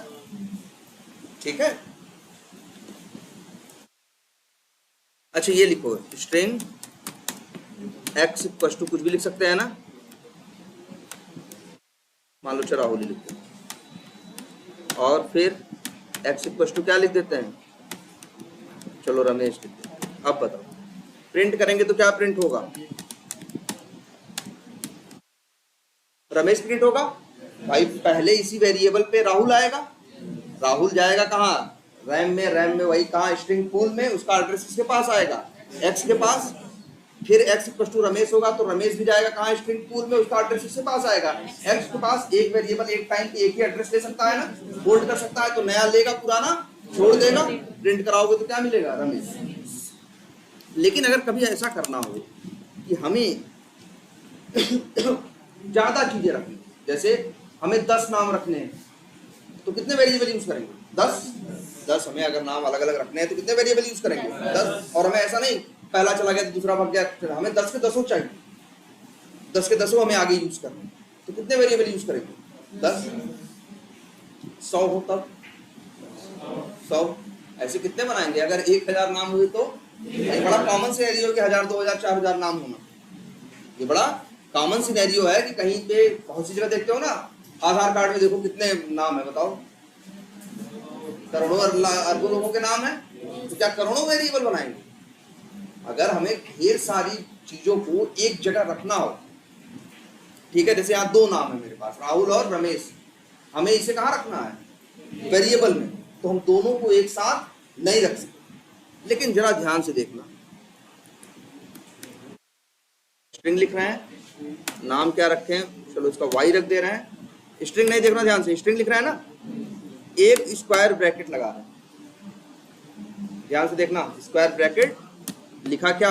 वाई, और अब चाहे तो करली ब्रेसेस, ये करली ब्रेसेस बोलते हैं इसको ना, इसमें अब लिखो राहुल कामा रमेश, कुछ भी, सोमेश, कुछ भी लिखो, मतलब लिखते चले जाओ। अब ऐसे करके चाहो तो रखो जितना मन करे, अगर टाइम है तो 1000 नाम लिख दो, और इसी एक वेरिएबल के अंदर वाई के अंदर कितने नाम है इस समय? 5। कोई लिमिट नहीं, उतनी लिमिट है जितनी तुम्हारे रैम की लिमिट है। अगर रैम बड़ी ले लो तो कोई लिमिट नहीं है, रखते जाओ जितने रखने। अब रैम छोटी है तो एक टाइम के बाद 10,000 20,000 नाम हो जाएंगे, तो क्या हो जाएगा? वो भाई होता ही मेमोरी के एरर आ जाए। हाँ, एरे कितना बाइट लेगा? पहली बात तो एरे भी जावा में क्या है? एक ऑब्जेक्ट। एरे भी जावा में क्या है? ऑब्जेक्ट है। तो एरे ऑब्जेक्ट कितनी मेमोरी लेता है? 8 बाइट। तो ये भी कितना लेगा? 8। पहले ये देखो 5 नाम है कि नहीं? पहली बात तो इसको देखो, स्ट्रिंग से और इसमें क्या अंतर है?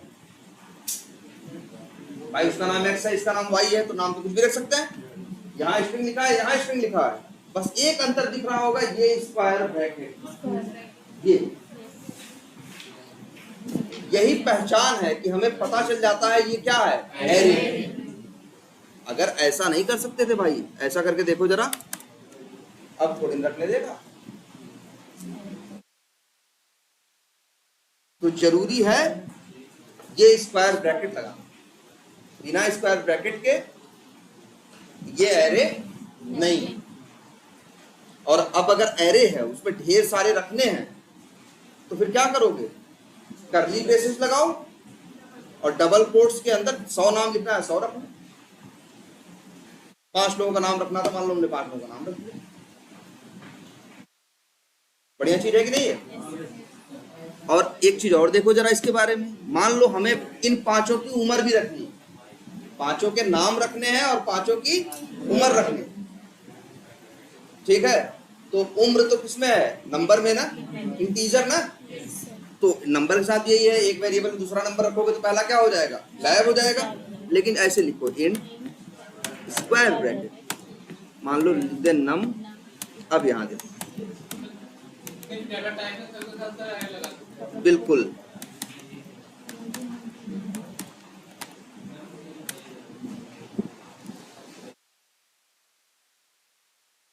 तो तुम चाहो तो मल्टीपल नंबर भी रख सकते हो। अगर तुमको मान लो मल्टीपल डेसिमल नंबर रखने हैं, तो जैसे इंट स्क्वायर ब्रैकेट लिख रहे हो, क्या लिख दोगे?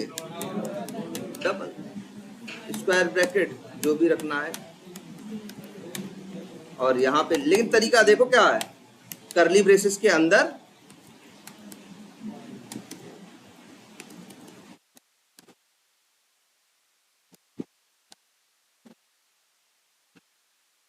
कोई एरर है? लेकिन जरा इसमें डिसमिल डाल के देखो,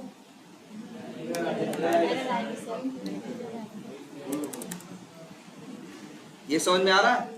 तो आज से तुमको ये पता है कि जब ढेर सारी वैल्यूज के साथ, ढेर सारे नाम, नंबर, इन चीजों के साथ हमें डील करना होगा, तो हमें नॉर्मल वेरिएबल नहीं यूज करना है, एरे यूज करना है।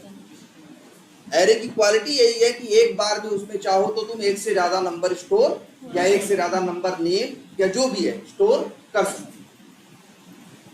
क्लियर है ये? लेकिन एक बात और देखना जरा,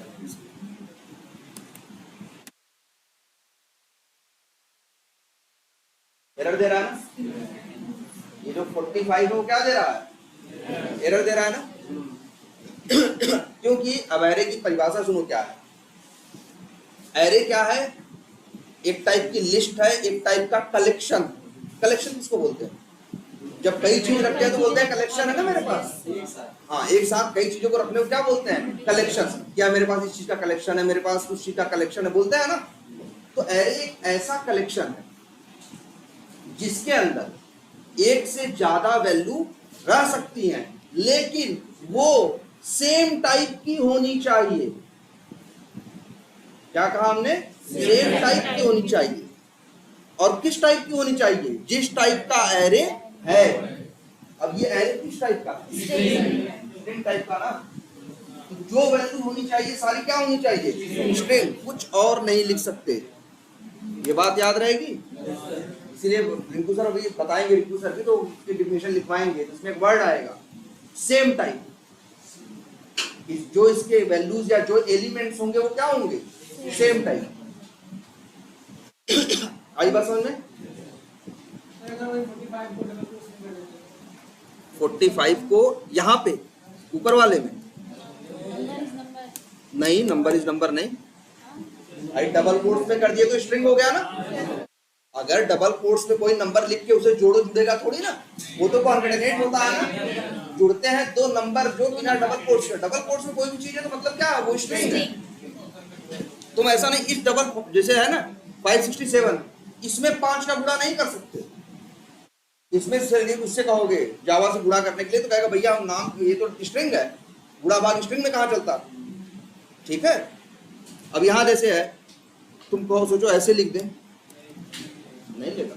कहेगा भैया तुम इंट नहीं दे रहे हो, हमें क्या दे रहे हो? स्ट्रिंग दे रहे हो। तुम कह रहे हो नंबर है, कह रहे नंबर है तो ठीक है, लेकिन पहले डबल कोट्स बताओ, तब हम मानेंगे ये क्या है? नंबर है। तो सिंपल तुम खुद से ट्राई कर सकते हो। डबल कोट से 45 करके लिखो। जैसे देखो यहाँ पे अगर हम सोचें 45 गुणे कैसे लगाते हो? ऐसे, और लिख दें 5। ये होगा ही नहीं गुणा। एक स्ट्रिंग और एक, और अगर हम यहाँ पे क्या लगा दें?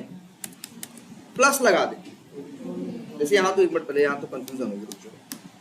जैसे हम यहाँ लिखें string a equal to double quotes में 56 इंटू 45, ये नहीं करेगा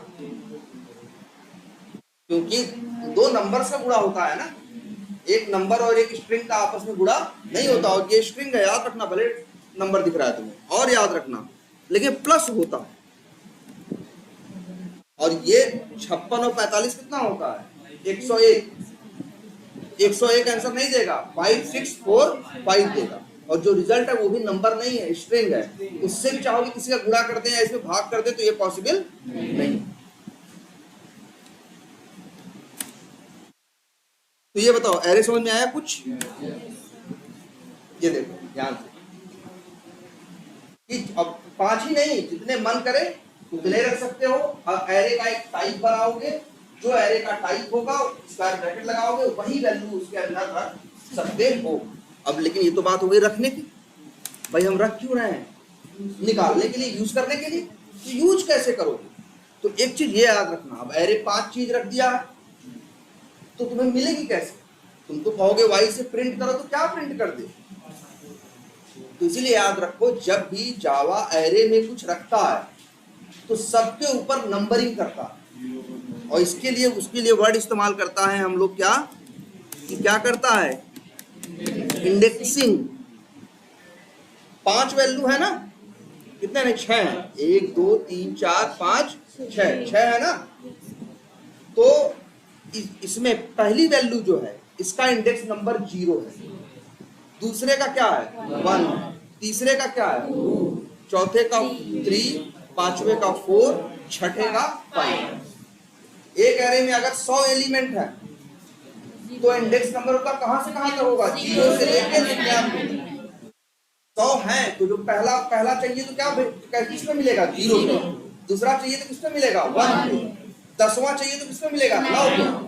देखो जरा से हम निकाल के देखें कैसे निकाल रहे हैं। देखो वाई, देखो मान लो हमें ये चाहिए, ये 5वां है ना, तो वाई लिखोगे। देखो हम निकाल रहे हैं एरे में से, अब स्क्वायर ब्रैकेट लिखोगे, ध्यान देना, और यहां लिख दो क्या, 4 स्ट्रिंग, और यहां कर दे क्या, नहीं स्ट्रिंग है ना, हाँ स्ट्रिंग तो है, और स्ट्रिंग यहां लिख देते हैं मान लो m। अब प्रिंट करो m को,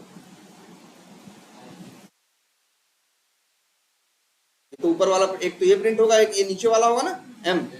चौथा कौन है, 0 1 2 3 4। रन करो, क्या प्रिंट होना चाहिए,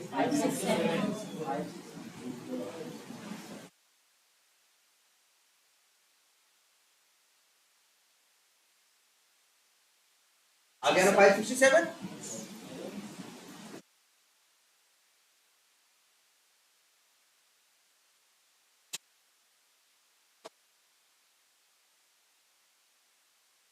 ये देखो तो अच्छा है कि नहीं।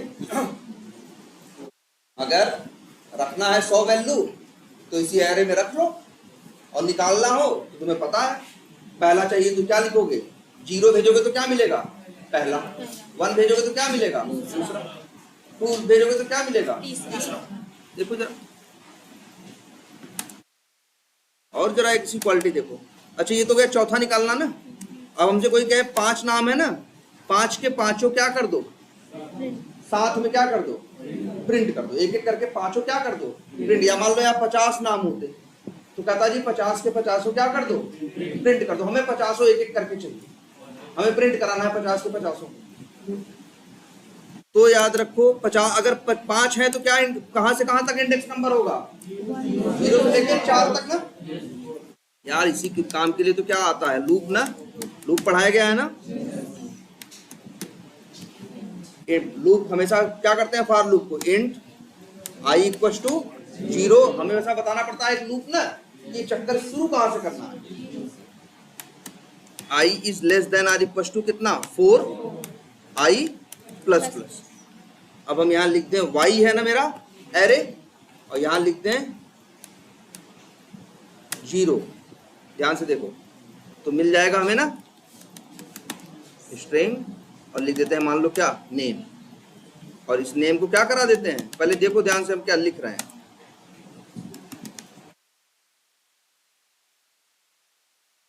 ये तो नहीं डिस्टर्ब कर रहे हैं, ये फालतू प्रिंट हो रहा है ना, इनको हटा दें। सब लोग देखो ध्यान से भाई, ये कोड क्या कर रहे हैं, एक लूप लगा रहे हैं। लूप तुम्हें पता है ना, i इक्वल टू 0 से शुरू कर रहे हैं, और क्यों, अच्छा लूप को 4 तक क्यों ले जा रहे हैं, क्योंकि हमारे पास कितने एलिमेंट है, 5। तो ये लूप भाई हमें पांचों नाम चाहिए, तो ये लूप कितनी बार चलना चाहिए, 5 बार ना। नहीं लूप तो कितनी बार चाहिए भाई, 5 नाम है तो लूप कितनी बार चलना चाहिए, 5 बार। भाई अगर कोई वहां पे 10 चीज, मतलब मान लो 10 ट्रैक्टर भर की मिट्टी रखी है, तो ले आने के लिए क्या चाहिए हमें, कितनी बार चक्कर लगाने पड़ेंगे, 10 बार ना।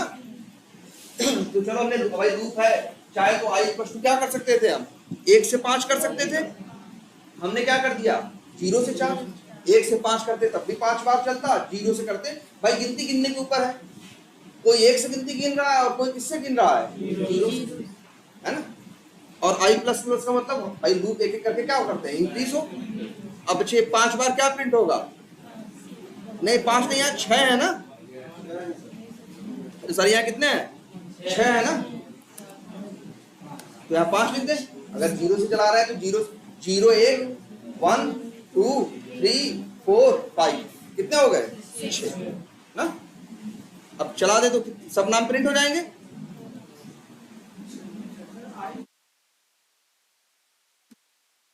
क्या आ रहा है, बार बार एक ही नाम बार बार आ रहा है ना। रीजन यहां देखो हमने क्या लिखा है, एरे में से निकाल रहे हैं कौन सा हम, देखो ध्यान से यार, y लिखा, y के बाद क्या देते हैं, इंडेक्स नंबर देते हैं ना। जैसे यहाँ देखो, यहाँ क्या दिया था नंबर ना, हमें 5वां चाहिए था तो हमने क्या दिया था 4 ना। ये हमने बताया ना, एरे में जैसे 100 एलिमेंट रख दो, पहले को कहाँ रखता है 0 नंबर पे, दूसरे को 1 पे, तीसरे को 2 पे, चौथे को 3 पे, पांचवे को 4 पे। हमें 5वां चाहिए था तो हमने क्या लिख दिया y4, तो क्या मिल गया हमें 5वां। अगर हम यहाँ लिख रहे हैं y0 तो कौन सा मिलेगा पहला, और ये लूप भले 5 बार चलेगा लेकिन हर बार y का कौन सा उठा रहे हो 0, मतलब कौन सा पहला, और पहला कौन है हमेशा राहुल। अगर इसी में बस क्या लिख देते लूप चलता है तो आई की वैल्यू बढ़ती जाती है ना। लूप कैसे भैया 5 ही 6 बार चल रहा है, क्योंकि आई को 0 फिर बढ़ा 1 हुआ, फिर 2 हुआ, फिर 3 हुआ, फिर 4 हुआ, फिर 5 हुआ, जब 6 हुआ तो कंडीशन क्या हो गई मिसमैच कर दी और लूप से क्या हो गया बाहर। पढ़ाया गया लूप के बारे में ना। तो अब क्या होगा बताओ, आई जब लूप चलेगा तो पहली बार आई की वैल्यू क्या होगी 0, तो y 0 पास होगा तो क्या आएगा राहुल।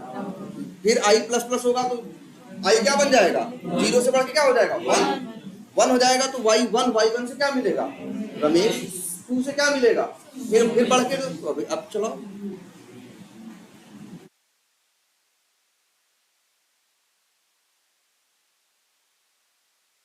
आ गया ना। तो आसान है ना। अगर तुमसे कोई कहे एक एरे में 1 लाख नाम हो, एक एरे है जिसमें 1 लाख स्ट्रिंग पड़ी है, और तुमसे कभी कहे कि इन्हों प्रिंट कराओ, तुम्हें यही 2 लाइन का कोड लिखना है बस।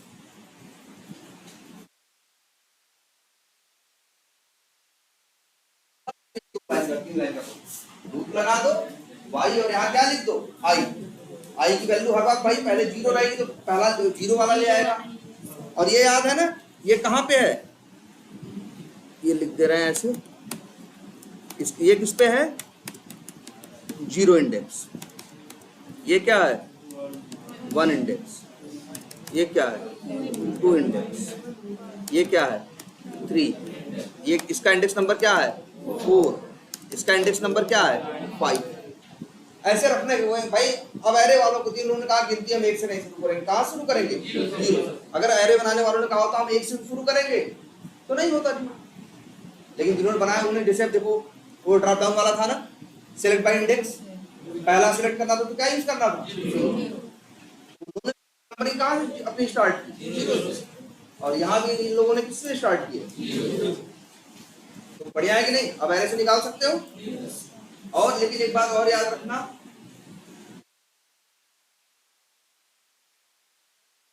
अब ये देखो मैं 5 लिखा है, कल को अगर हम यहाँ एक और बढ़ा दे तब, अच्छा एक घटा दे तब, अब चलाओ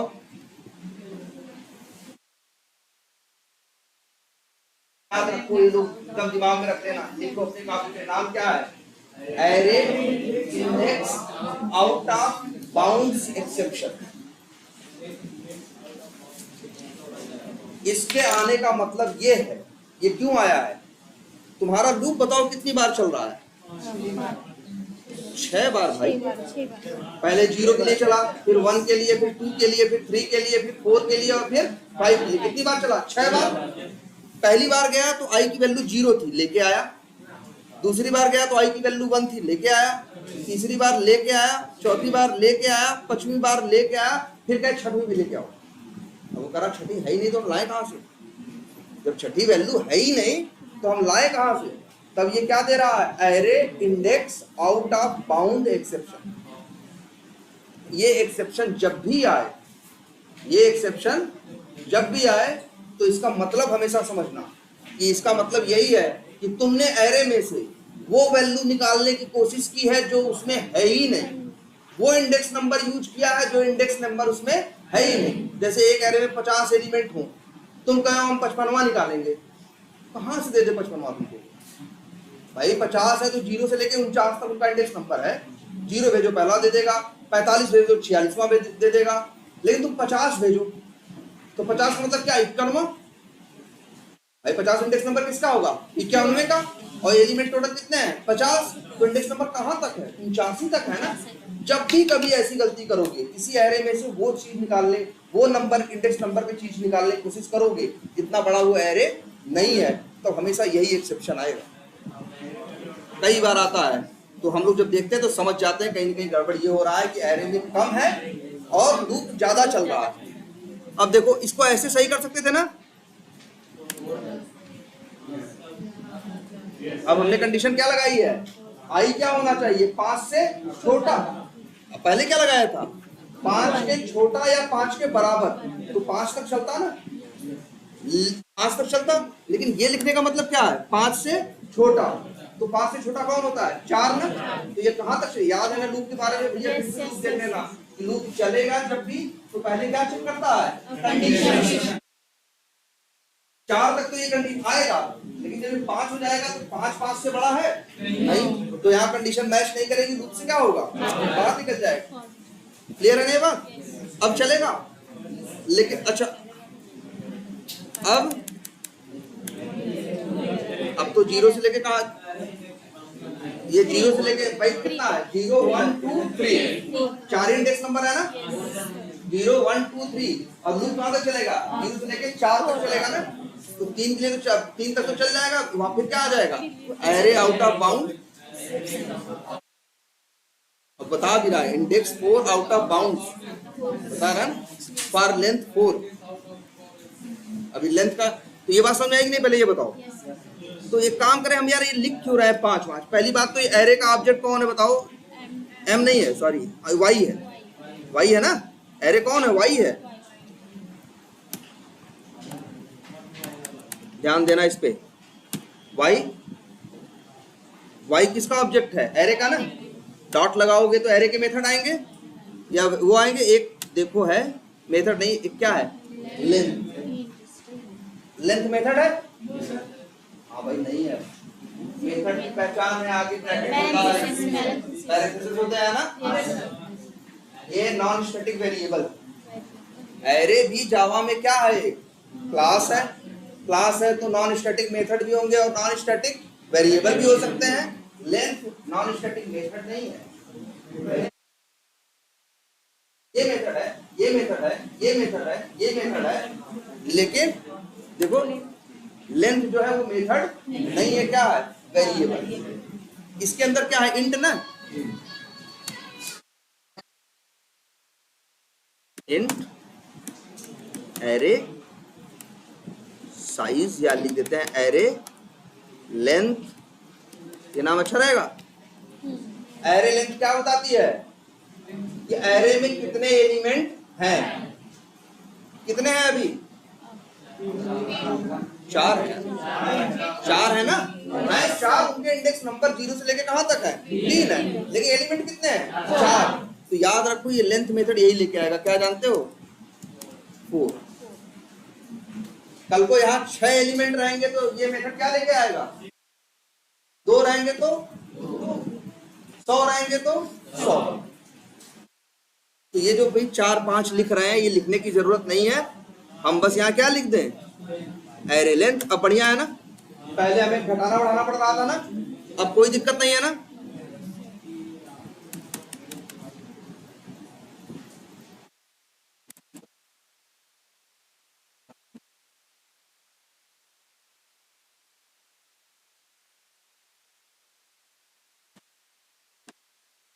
अब देखो पहले जैसी झंझट नहीं है। पहले क्या हो रहा था, हमने यहाँ 6 कर दिया तो हमें यहाँ भी क्या करना था, जाके हम घटा बढ़ा रहे थे ना। अब हम कह रहे हैं कि सीधे मेथड कॉल, एरे का मेथड कॉल, सॉरी वेरिएबल वही कॉल करो, क्या, लेंथ। उससे मिल जाएगी एरे की साइज, कि एरे में कितने हैं और कितने नहीं है। याद रखना इंडेक्स नंबर 0 से होता है, लेकिन जब लेंथ निकालता है ना तो ऐसा नहीं है, कितने हैं यहाँ पे, 6 है ना। लेंथ कितना ले आएगा, 5 नहीं लाएगा, 6 लाएगा। तो यहाँ ये क्या लेके आएगा, 6। और अगर ये कर दे तो चलेगा, अब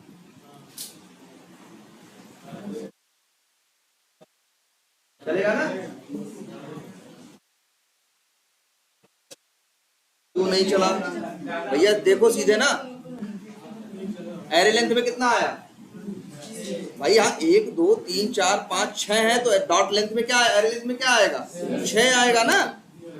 जब ये 6 आएगा तो लूप कहां से कहां तक चल रहा है, 0 से लेके i less than i equal to 6। तो मतलब भाई 0 के लिए चलेगा, फिर 1 के लिए चलेगा, फिर 2 के लिए, फिर 3 के लिए, फिर 4 के लिए, फिर 5 के लिए, फिर 6। जब 6 के लिए 7वीं बार हो गया ना, जब यहाँ 7 पास होगा तो 7 भाई सर यहाँ पे, हाँ 7 पास होगा तो 8वां निकालेगा ना, नहीं सर यहाँ पे 6, यहाँ पे 6 लाएगा ना, तो 0 से लेके कहाँ तक चलेगा, 6 तक, तो 0 से लेके 5 तक तो चल जाएगा, लेकिन छठे का मतलब क्या, 7वां एलिमेंट, इसमें कोई 7वां एलिमेंट है नहीं, तो क्या दे देगा, array out of bound exception, array index out of bound exception. बात में आइए, क्लियर है ये? तो इसलिए ऐसे मत करना, -1 कर देना। पूछेगा कोई तुमसे कि एरे में इंडेक्स नंबर कहां तक होगा, जितनी एरे की लेंथ है उस -1। भाई एक एरे है, हम कह रहे हैं इसमें कितना इंडेक्स नंबर है, जैसे एक एरे में 10 एलिमेंट है, तो बताओ उसमें उसका इंडेक्स नंबर कहां तक जाएगा, पूरी लेंथ कितनी है, 10 है, अगर उसके अंदर तो कितने आएगा 10, तो इंडेक्स नंबर कहां तक जाएगा, 10 में से 1 गए 9। याद रखना, जब लेंथ मेथड है वो एग्जैक्ट काउंट देता है कि उसके अंदर है कितने, और इंडेक्स जब उनको निकालना होता है तो इंडेक्सिंग कहां से करते हैं हम, 0 से। इसीलिए यही बड़ा कॉमन सा कोड है, हम हमेशा लिखते हैं क्या, पहले लेंथ निकाल लो और लेंथ को क्या कर दो, -1। भाई 100 एलिमेंट है तो इंडेक्स नंबर कहां तक जाएगा, 100 में से गए जो एरे की लेंथ निकाल रहे हैं -1। या फिर अगर ये कर दे तो देखो, ध्यान देना इस चिन्ह पे यार, ये क्या है भाई, लेस देन और इक्वल टू है ना, तो अगर ये 6 है तो कहां तक चलेगा ये भाई, अगर इसमें सॉरी भाई आई, ये लेंथ कितना आ रहा है, 6 आ रहा है ना, अगर लेंथ आ रही है 6 तो कहां तक चलेगा, आई क्या होना चाहिए, आई की वैल्यू जब तक 6 के, लेकिन देखो यहाँ पे 6 आ रहा है ना, लेकिन हमने 6 में से क्या कर दिया, 5 है ना। और एक चीज अगर ऐसे करो तब ध्यान देना सब लोग, अब अगर -1 नहीं हटाए तो देखो अभी कितने हैं, 6, लेंथ है कितनी 6, और हमने कहा i is less then array length -1, मतलब -1 मतलब एरे लेंथ तक मतलब कितना हुआ, 6, छोटा 5 से छोटा होता है क्या, 4, तो इंडेक्स नंबर कहां से कहां तक जाएगा, 0 से लेकर 4, तो ये लेके आएगा, ये लेके आएगा, ये लेके आएगा, ये लेके आएगा और ये लेके आएगा, लेकिन ये नहीं है। इसीलिए जब -1 तभी लगाना जब ये greater than equal to use करना, लेस देन इक्वल टू, और जब लेस देन यूज करना तो -1 हटा देना।